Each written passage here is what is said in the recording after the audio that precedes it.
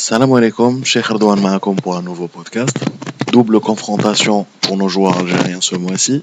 2 victoires, 6 points, premier du groupe. L'entame parfaite avec une petite avance qui nous met un peu à l'abri pour les prochaines échéances.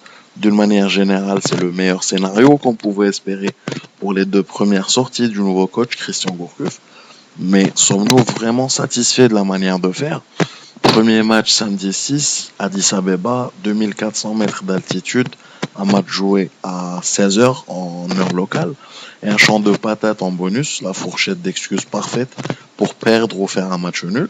Mais non, ils ont fait le boulot d'une jolie manière avec une belle maîtrise physique et rythmique du match, avec quelques lacunes défensives certes qu'on mettrait sur le dos du début de saison et de la manque de compétition de Jamal Msbah sur le flanc gauche de la défense notamment.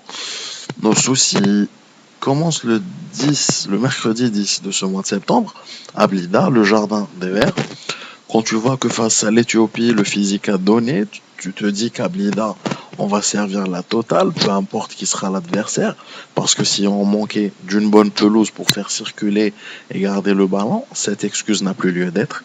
Si le climat, le soleil et la chaleur sont une raison de rater un match, cette excuse n'a plus lieu d'être non plus. Alors, qu'est-ce qui s'est passé face au Mali pour que les joueurs nous sortent leur match le plus ennuyeux? Ou bien, je sais pas, moi, cherchons plus loin. Qu'est-ce qui s'est passé à l'hôtel, au centre de préparation, dans le vestiaire, pour qu'aucun joueur n'ait eu l'air d'être concerné par le match? Je ne suis pas seul à avoir vu, par exemple, Ferrouli choisir ses moments de jeu. On l'a tous vu, il ne s'est pas donné. Il n'allait pas à la bataille, il traînait des pieds, il ne faisait pas les bons appels de balles. Ce ne sont pas ses habitudes à Sofiane. Après, je ne sais pas si vous avez aussi remarqué le manque de punch, d'énergie et de dépense des joueurs. On s'attendait tous à une équipe qui allait bouffer le terrain et un jeu électrique, mais non. 15e minute de jeu, 0-0, 0-0, pardon. Messieurs prennent tout leur temps à faire des passes, à traîner pour faire une touche, à entamer une attaque pour se dire qu'en fait, bah non, on va passer le ballon à Boulhi.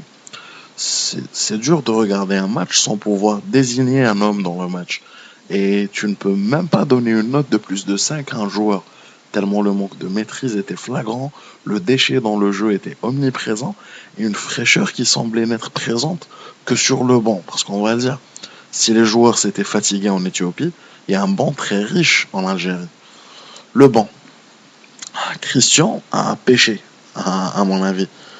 Avec Safir Taider avec 0 match dans les jambes, en titulaire quand tu as Bentaleb au top de sa forme qui réalise un super début de saison du côté de Londres, c'est une erreur. Une erreur aggravée en seconde période quand c'est Taider qui sort pour le changement avec Bentaleb et que c'est Mehdi El Hassan qui fait un très mauvais match.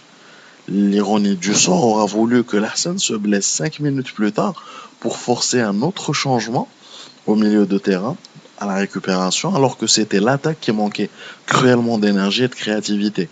Alors que Soudani, Belfodel ou Boudebouz étaient en train de s'échauffer et que c'était par exemple Ferrouli qui manquait d'envie, et Mahrez qui manquait de réussite, et pas Slimani, on va dire, il n'a pas hérité de bons ballons dans ce match. Il n'a pu, on va dire qu'avec sa faible technique, il n'a pas pu faire la différence sur les ballons qu'il a touchés. Ce qui montre que Belfodil aurait pu être le premier changement dans l'équipe après qu'on se soit rendu compte que c'est d'un gros physique et d'une individualité dans les derniers 20 mètres dont on avait besoin pour débloquer le match. Il aura fallu attendre un carton rouge, un joueur sur la touche et une position de hors-jeu pour qu'un défenseur offre à l'attaque la plus redoutable d'Afrique sur papier une sortie plus ou moins honorable de leur match à domicile. Et il est aussi utile de noter la faible affluence du public pour ce match et les excuses qui disent que c'est à cause de la rentrée scolaire, un jour de semaine, tard la nuit, sont toutes fausses. Il ne faut plus le cacher, Blida est infernal.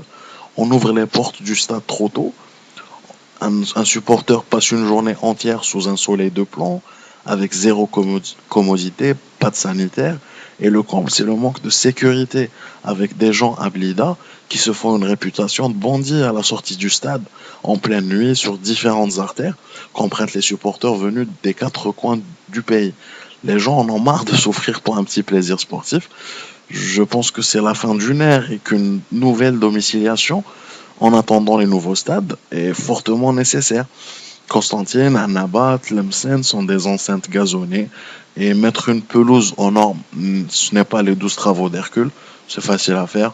Donc l'envers du décor du football est un handicap pour le développement du football. Il n'est pas en adéquation avec le niveau qu'on cherche à atteindre. Mais du sport en général, pas que le football. Et moi, voilà, je pense qu'il est un peu temps d'avancer. Merci de votre écoute et à la prochaine, Inch'Allah.